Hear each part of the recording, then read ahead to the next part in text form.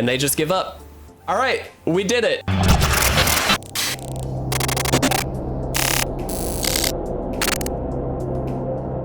What's going on, guys? If you want to support our content and pick up this month's amazing Patreon rewards, you can do so at patreon.com/itresolves. If you're interested in custom playmats and sleeves, visit yourplaymat.com and use code ITRESOLVES10YP for 10% off your entire purchase.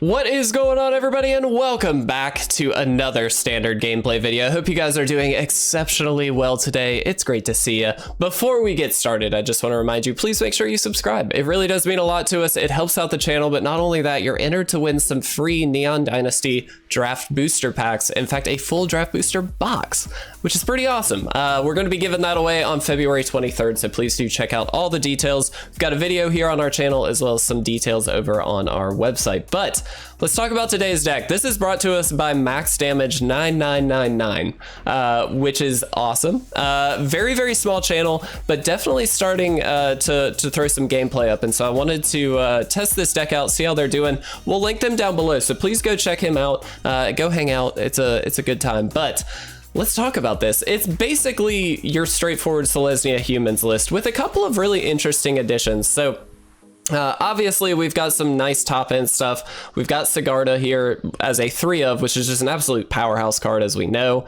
Saryth here, gonna hopefully protect our stuff, but then also provide Death Touch if they are attacking or just tapped. Adeline, an amazing, amazing card. We've got Augur of Autumn, hopefully gonna be able to play some stuff off the top of our deck. We've got Torens, Fist of the Angels, a nice little 2/2 for 3 with training, and then whenever you cast a creature spell, you get another 1/1 with training, which is just ridiculous. Katilda, gonna hopefully ramp us out into a bunch of other stuff, so very, very good. Thalia, slowing our opponents down a little bit. Luminarch Aspirant, one of the best little 2-drops that can throw around some counters, of course. Intrepid Adversary, building up our board on the whole, kind of a creature anthem effect, which is great. One of the interesting ones, though, Contortionist Troupe. So a 0/0 for X and green, it enters the battlefield with X 1/1 counters on it. So this is gonna scale. So no matter where we draw it in the curve, as long as we've got at least 2 mana, it is a playable card that can scale up as long as we go. And then at the end of your step with that Covet ability, you can actually throw some 1/1 counters on other creatures, which is kind of awesome. Kind of excited to try this. It's only here as a 2-of, but definitely an interesting include. So Max Damage, I love that you included that as an option. Ollenbock Escort, of course, just a great way, a great creature that can not only get in there for vigilance attacks, so if you throw some counters on this, you can just kind of get in there and leave it up on blocks, but you can actually sacrifice it, give lifelink, a counter, and indestructible until the end of the turn, so you can kind of save some of your more important spells if need be.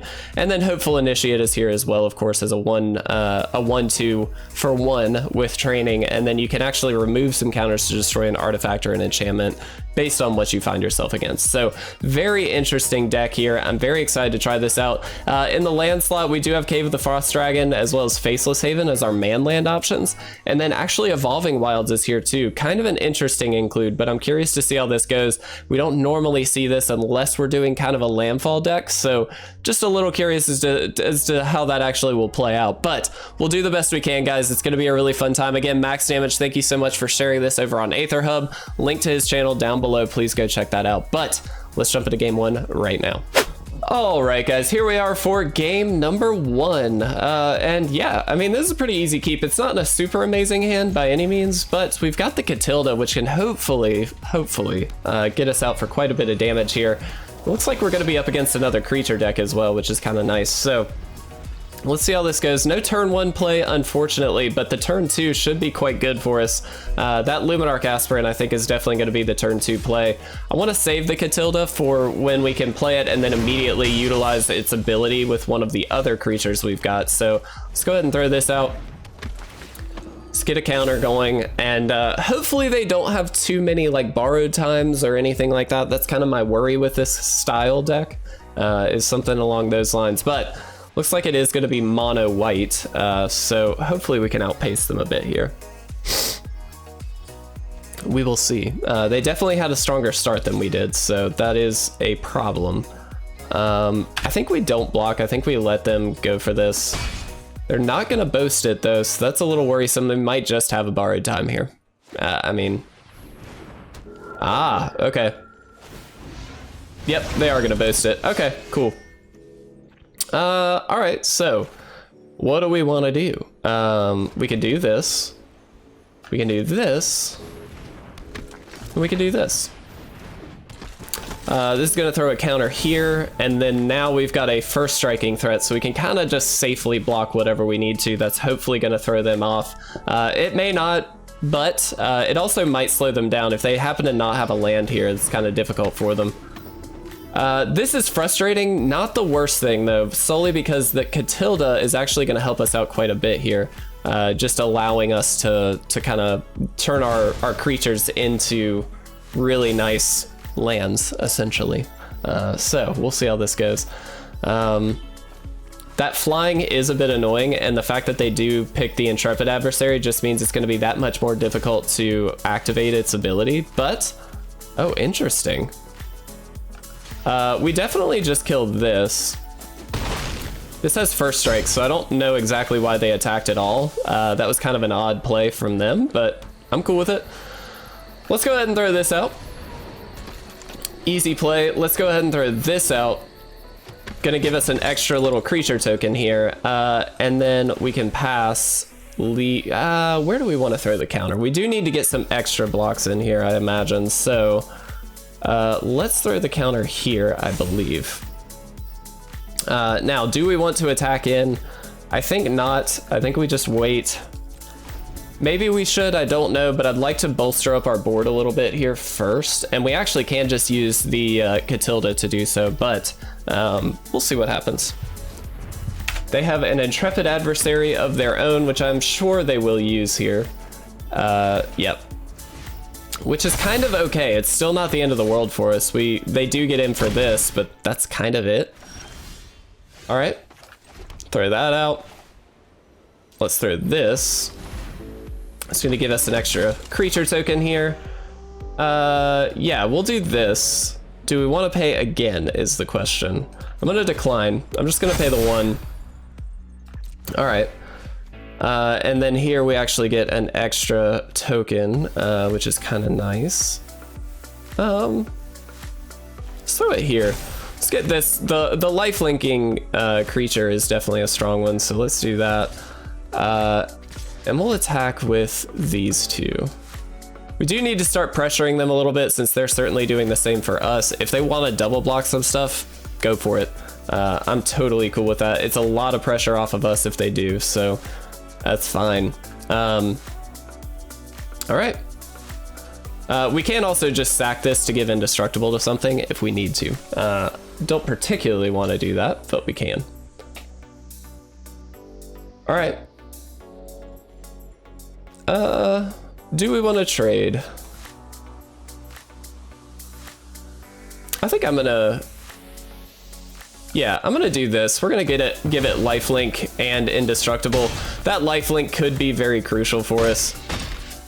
It just gives us a little extra buffer against what they're trying to do. They could have another Intrepid Adversary, which is not something I'm looking forward to facing down. And so I think that this makes the most sense.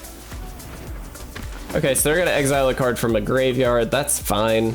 That really doesn't matter. We would love to draw like an Augur of Autumn or something more important on our end, because lands for us are not necessarily the greatest. We can throw some counters around, which is good, but that's about it. All right, so whoops, definitely just block here. This is gonna gain us 5 and we lose 4, so we actually net positive on that, which is kind of awesome. I guess we do want the Cave of the Frost Dragon down. All right, we'll activate this. And they just give up. All right, we did it. Max damage, that was awesome. Well done. Let's see if we can get some more wins with this list. I really like this one. This is awesome. All right, guys, here we are for game number 2. And yeah, I mean, we can keep this. It's not necessarily an amazing hand, but it's certainly a keep. And our turn 3 should be really good. Let's go ahead and do this. We'll drop that Escort down now. Turn 2, we can drop the Evolving Wilds since we don't really have a strong turn 2. This troop is not bad, but it's not necessarily what we want to be playing there. This will also get us our second green source, which is helpful. We'll get this, we'll do this. I think the play is definitely to attack here. If they want to trade, that's great, but I don't think they would.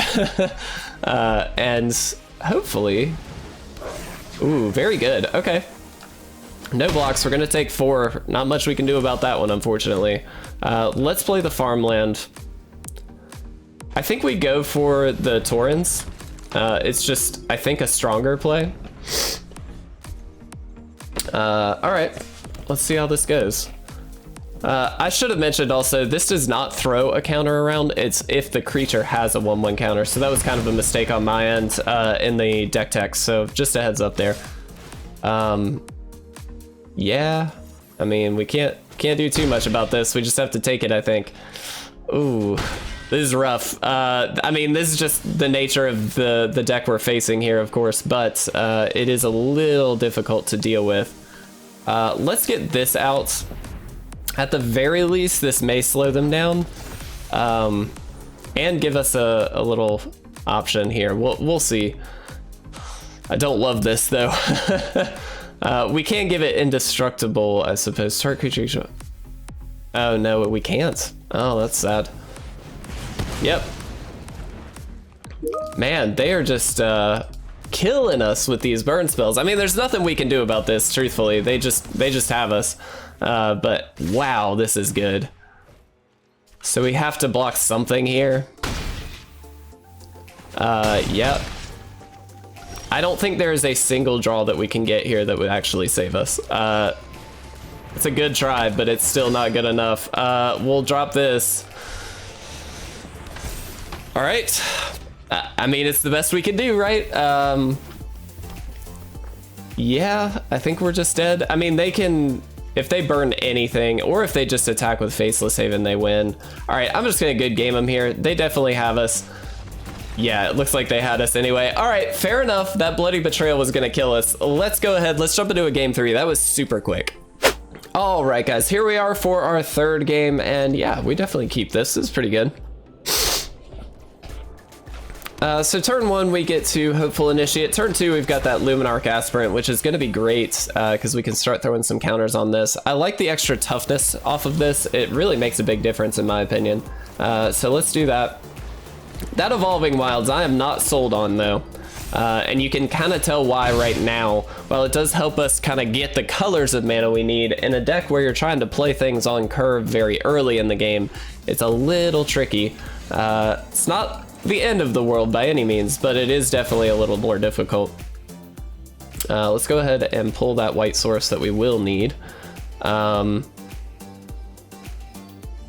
right, I'm gonna spread the counters out here. We'll attack in, and we'll play another Hopeful Initiate.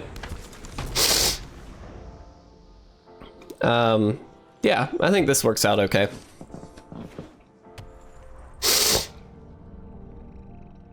Definitely nervous about what they could have here. It looks like they are going to have quite a bit of removal, and so that's going to be a problem for us. Ooh, Katilda. Well, I think first things first, let's throw out Adeline, and let's attack in. That's going to give us an extra counter plus a token here, and we're just on the max damage train. They are going to try and sweep, I imagine, at some point, so that's a worry for us, but we'll figure it out as we go. Augur of Autumn can really help with that, so we'll see if that actually works out, but cool. They're 1-for-1-ing quite a bit here, which is interesting. I'm gonna throw this out. I'm gonna throw this out. We've got 2 of these, so if we lose it, that's okay. And I'm just gonna attack it. I'm not gonna worry about playing the Intrepid Adversary, but this sets up for quite a nice turn next turn if we need to. If they get us here. We only have to deal 4 more damage, so I'm really hoping we can get around this somehow. I wish we had the little 1-drop here that we could sack to give something indestructible until the end of the turn. We could have saved one of the Hopeful Initiates, which would have been great, but we're just not there yet, unfortunately, so it is what it is. We'll do the best we can. If they don't have a sweeper, we kind of just win. I don't know that there's much they can do here. I'm kind of curious as to what they're trying to do. It might be something kind of janky because they do have the world tree. What? What was that deck? I am so confused by that. No idea. All right, well, we have time for another game, so we're gonna go for it, guys. Let's see if we can get another win with this. All right, guys, here we are. This is, I think, game 4, and yeah, we'll keep this. This is a pretty great hand, actually, and we'll see what we can do. Drop that Hopeful Initiate turn 1. Always good to have a turn 1 play in a deck like this, of course, so very happy to see that. Little curious as to what they might be up to. Looks like potentially life gain. I think we just throw the counter down and get in for a strong attack. I want to get these Luminarch Aspirants going. If this is a life gain deck, we need to outpace their very powerful spells. Now that's a little scary because that could very easily be a Doomscar. With that in mind, do we want to change how we do this at all? I'm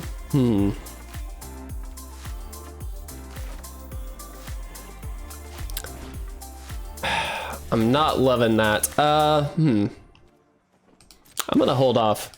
Let's do this. Let's attack in. And I'm gonna pass. We'll see. I'm a little worried that's a Doomscar. I think the likelihood of it being a Doomscar is quite high, given these are just snow-covered plains. Now that changes the math. Huh, okay. Interesting, very interesting. Very, very interesting. Okay, let's actually throw you out.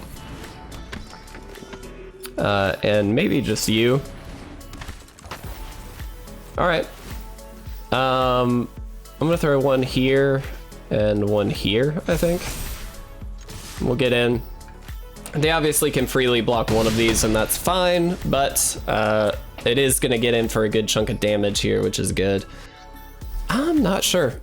I'm really not sure about this. I still think that might be a Doomscar. Yep. They sacrificed an Adeline to do that though. That's a pretty big sack. I mean, I guess that works. I don't know. Oh, we can't do that. Whoops. All right, let's throw this out for 3. Easy enough. Interesting. Okay. Hopefully they don't have another Doomscar. Exile a card from graveyard. All right, they're just gonna gain some life. That's cool. I'm gonna actually attack in with the Faceless Haven here, I think. We'll attack just to get the counter on the Hopeful Initiate. Okay. Yeah, you got it. Good play by the opponent for sure. And they can block this, but we're still gonna get in for 3. I think we just gotta keep the pressure on them. I'm saving the Adeline because we obviously know they have Doomscars and they're up to that mana now. Yeah. Okay. Augur of Autumn is pretty good. But let's go this route. We'll attack in here with both of these. That's gonna give us a little 1/1 as well. Obviously they can just block that. Although it looks like they're not going to. Okay. Where do we want to throw the counter? I guess we'll throw it here. Kind of want to spread the damage out and keep that Coven ability active. And so I'm just gonna spread this out as much as we can. We're not gonna attack again. Fascinating. Okay. Let's do this. We're definitely overcommitting here, but it's fine. I'm just attacking in with everything. Cause screw it. We're at that point. All right. I mean, this is a big swing. That sucks, but that's fine. Yeah. Free block, not free block, not free block. Okay. I'm gonna put it on the Augur, and I think we'll put another one here. I think that makes the most sense. I don't know.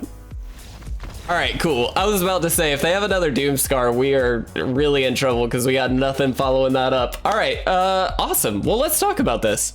All All right, so overall, that worked out pretty well. I mean, it wasn't 100% undefeated or anything, but we did okay with that deck. Max Damage, thank you so much again for sharing that one. I really enjoyed it. I love the inclusion of the Troupe. I thought that Coven ability really paid off. We're able to throw more and more counters around, and that plus Luminarch Aspirant makes a big difference. I mean, you're powering up your board no matter what. Which is pretty awesome. So really love that inclusion. I thought the deck worked extraordinarily well. It is going to be susceptible, of course, to sweepers. That's okay. That's just the nature of a humans deck, so that's not a hit towards the deck by any means. It's just something to think about, of course. But overall, man, I love that. That was fantastic. So thank you again so much for sharing. Thank you to anybody watching. I really do appreciate it. It means a lot to us. If you would, please like the video if you enjoyed it. Make sure you subscribe again for entering that giveaway and just supporting the channel. But until the next gameplay video, guys, I'll see you then. Thank you so much for watching. I'll see you later.